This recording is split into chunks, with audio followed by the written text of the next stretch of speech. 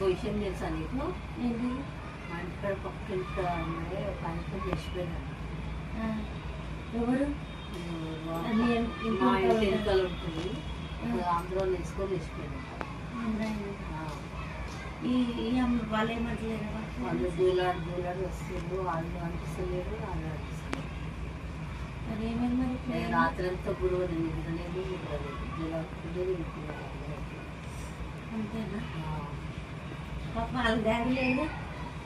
Daddy ఎందుకు లేదు? వాళ్ళ డాడీ కొత్త ఏం చేస్తారు పాపం. మీ కాలనీలో ఎవరేమంటారు? ఎవరేమంటారు? అందరూ గలీజ్గా మాట్లాడుకుంటారు. ఈ సమాజం అంతే సంపూర్ణ మనుషులను అర్థం చేసుకోండి.